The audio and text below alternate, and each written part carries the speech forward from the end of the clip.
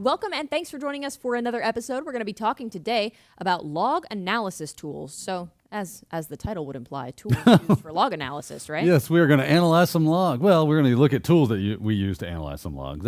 That's kind of what we're getting at today. Get familiar with some of the tools we should be aware of. Not necessarily, go in detail with each of them, but Yeah. just give us kind of an overview. So, first thing I want to talk about is I've seen this acronym a lot, SIEM, Security Information and Event Management. This pops up a lot, it seems like. Now, how do you ready to start a religious war? Oh, Because boy. it's fun. How do you pronounce that acronym? I would think like SIEM. I say SIEM as well. And all the SIM people out there are taking up arms at this point. Oh. That say it's pronounced SIM. I mean, like, And I don't know. Who cares? It's tomato and tomato, right?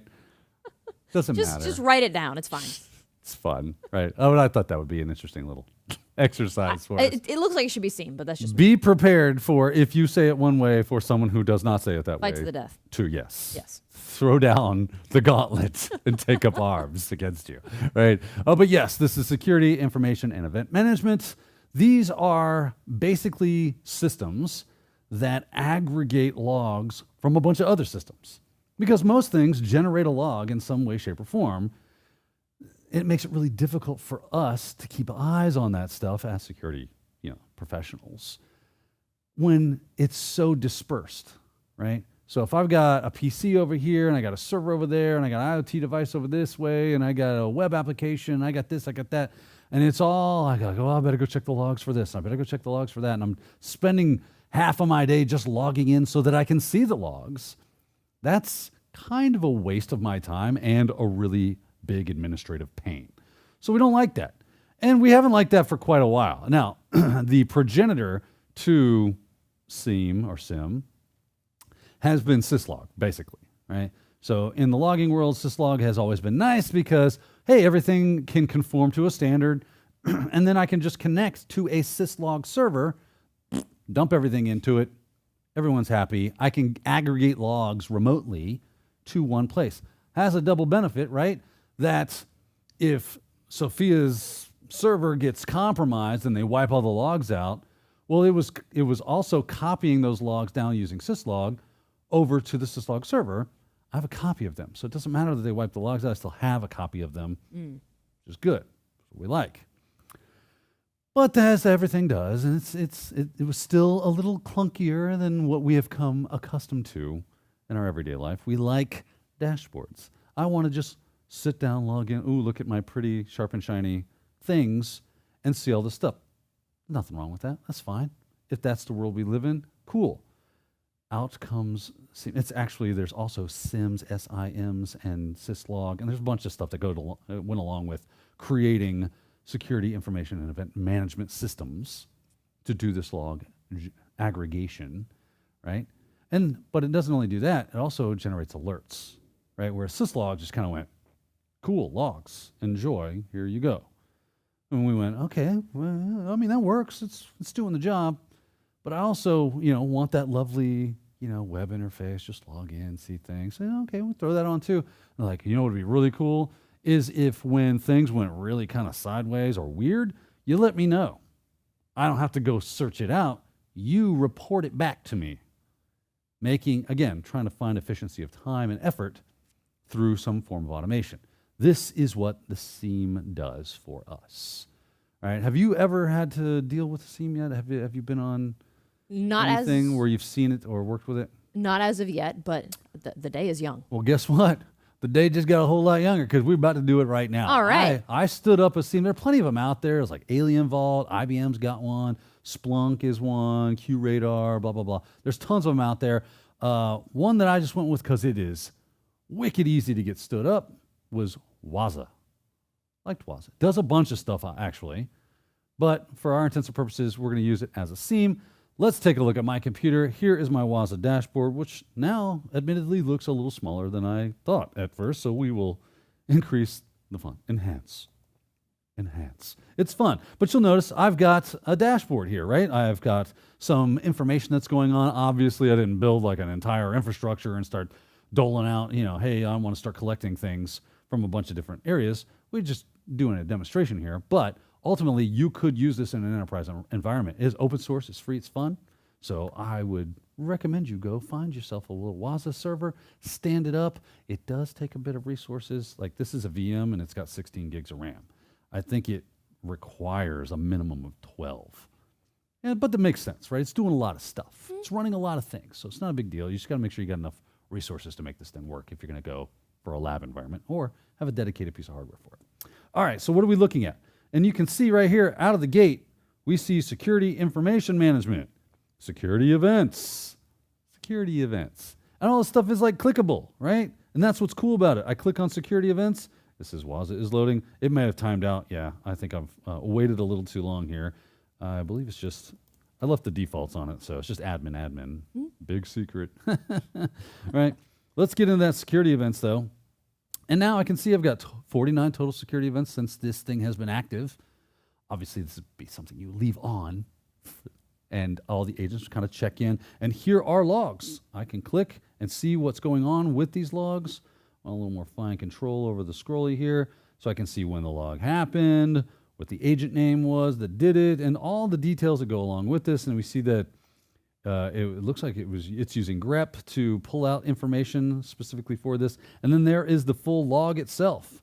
I've got type AVC, denied, so there was a denied read to something. That was a security event.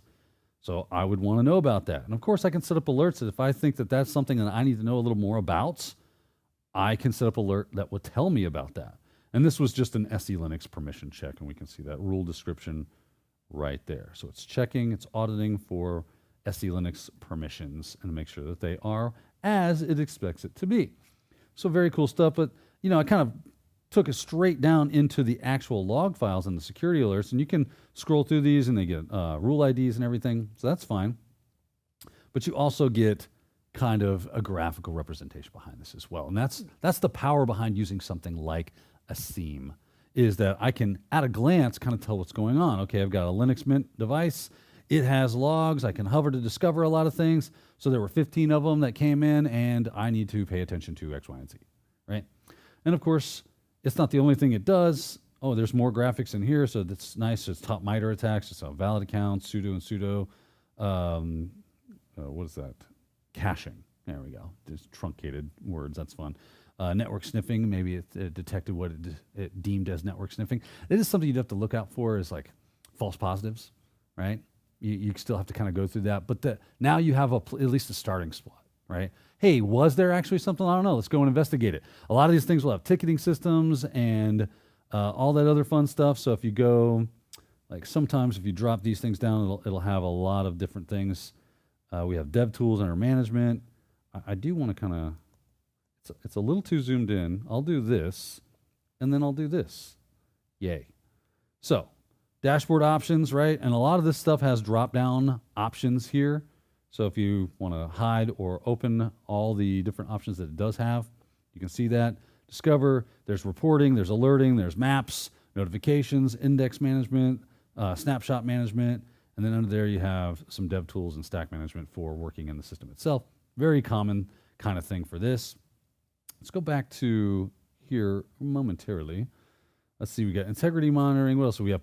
This is actually another big kind of thing when it comes to SIEMs, is that you have auditing and policy monitoring. So do I have a policy that has been set up, and is there compliance happening?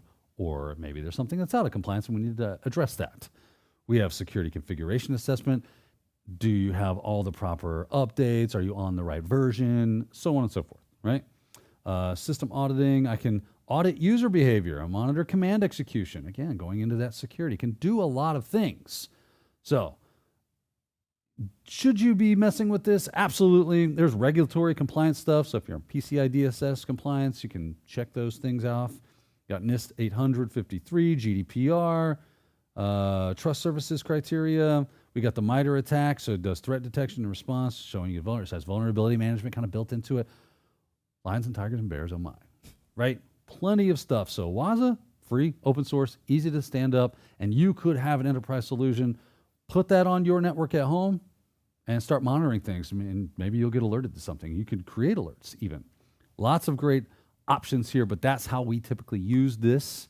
That's what it's for. SOC analysts come in, they sit down at their desk, they look up at the board and go, oh, all this red stuff seems like I should probably look into that. all right, Billy, you take these 4, and Sally, you take these 4, and Alice, you go after those 3, and we'll break them up, and we'll get to work and see what's what. If there's something that's really bad, then someone hits the alert button to the instant response, and we go to town. Other than that, that's what we use Seams for. And this example is, you said that's pronounced Waza?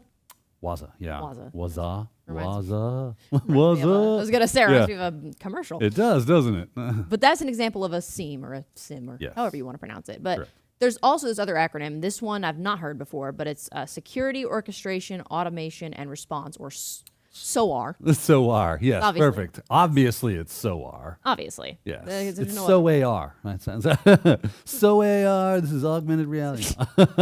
Is this like an alternative to SIEM or SIM, or is this a different thing? So it is a different thing. It works in conjunction with your Oh. SIEMs, Okay. as well as endpoint detection and response and any cyber threat intelligence feeds and mechanisms, vulnerability management platforms. It actually works hand in hand with these things. Now, remember how I was kind of making the analogy a few moments ago about how when we had syslog, it was a little clunky because, but it was great because at least it was aggregating things into one spot. So we're aggregating things, and we do see a bit like with Waza, right? It had a few other, like it had vulnerability management built into it, a few other things. We're continually trying to consolidate into one tool, which is a good idea, right? Because then I only have to learn one tool. I have a bunch of stuff that I got to go to. Unfortunately, we keep making new systems, and then you have to wait until it's baked enough to integrate it into your one tool. You get the idea. SOAR is an attempt to basically say, well, let me orchestrate, automate, and respond to events based off of these systems that you are using, right? So when you think of orchestration, the ability to say, I want to do X, Y, and Z. Maybe I need to set out a security policy and then push that like as an update to multiple different systems. Well, I can use my SOAR system to make sure that that happens on multiple different things, right? Because it's orchestration. I'm orchestrating.